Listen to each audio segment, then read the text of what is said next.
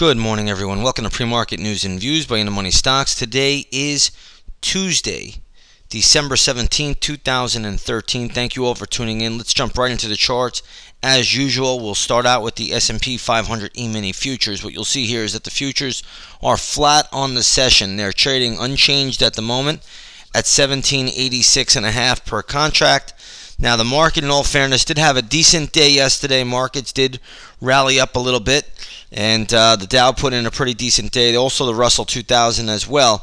But this morning, the futures are doing nothing ahead of the opening bell.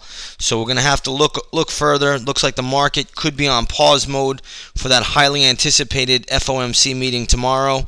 Tomorrow will be Ben Bernanke's last press conference as chairman of the Federal Reserve.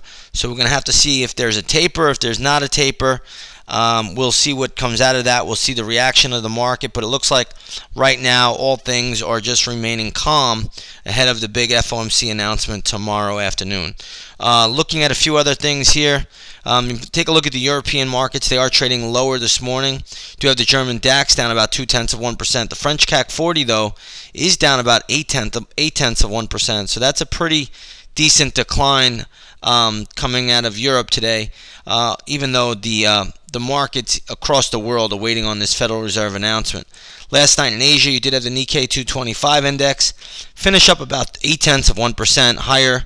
The Shanghai, though, was down almost 0.5%. So really a mixed bag of tricks there. The Bombay Sensex index was down about 0.25%. So I don't know if we can make too much out of it, but we'll watch this market today. We'll see what it brings us. There are quite a few stocks in the news. The first one I'm going to start off today is Facebook. Facebook, I believe, is adding ads. The stock is trading up to around $55 a share right now. This thing has really just taken off to the upside over the past couple of weeks. We were long the stock at around $45, sold out of the stock at around a little over $52, and now it's at $55 and climbing.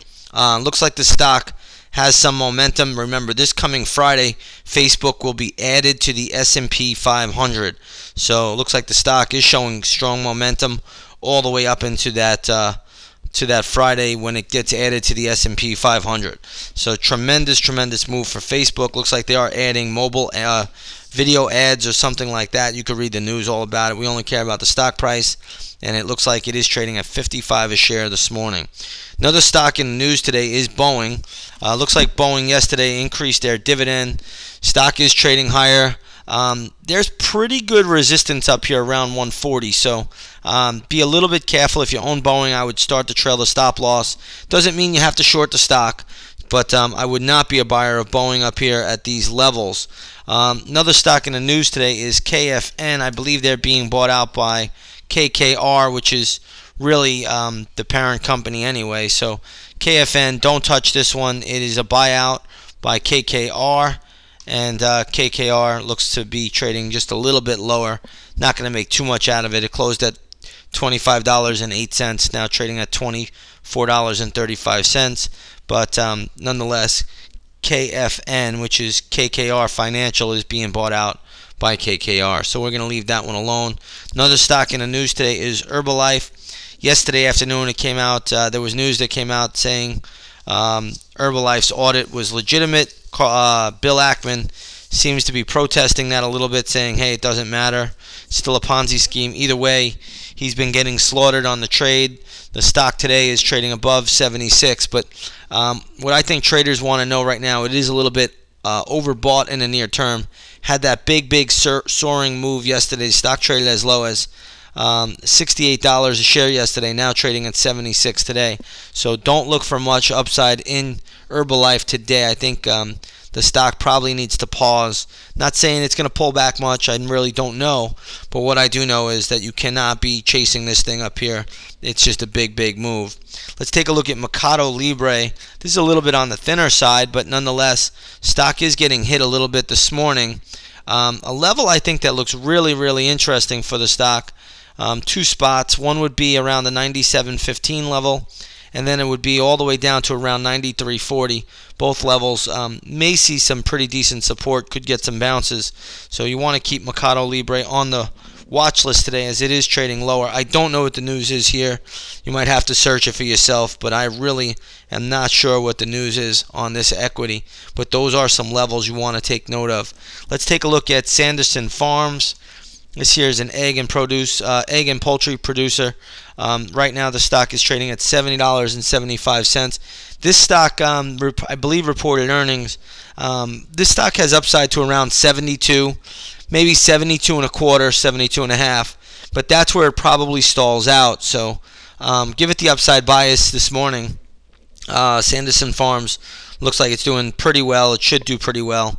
Not much pre-market activity, obviously, but a move up to 72 is certainly possible. 72, 72 and a quarter, that's where the stock should stall out. It is not a short play, but it is nonetheless, the stock does have strength upside until that level, so you want to take note of that. Let's take a look at a few other things out here. Let's look at oil this morning. Light sweet crude is trading lower by just 4 cents, so there's not a lot of activity in light sweet crude. There's a storm, I believe a snowstorm coming into the northeast part of the United States. So again, we can't make too much out of the USO this morning. It closed at 34.94. It's trading at 34.79, but once the opening bell rings, I would not be surprised if the USO does trade up a little bit. Still has a little bit of upside, in my opinion, on the daily chart, so I wouldn't look for much downside in the USO today. Let's take a look at gold, because gold has been very, very volatile. Up one day, down another. Today, gold is down about $12 an ounce right now. It's trading at basically $12.32 an ounce in the spot market. Let's take a look at the GLD, which is a good proxy for gold, and you'll see that's trading in around 118.91. It did close at 119.69. So again, the gold market remains very, very volatile. Up one day, down another. Up one day, down another. It's like a yo-yo, so to speak. But right now, the GLD is a little bit lower. Spot gold is down 12 points. So we'll see how this plays out and finishes by the end of the session. Remember, whenever you're looking at the gold market, you want to make this correlation. I know a lot of people don't talk about it, but whenever the dollar-yen moves higher, that will normally push gold prices down. When the dollar-yen chart moves lower, gold prices usually take off to the upside. So why that works, there's a long, complicated story behind that. But either way, watch that correlation. It's pretty effective, and it has been in play for quite some time. So I'm going to leave it here, short and sweet today. Covered a few different names.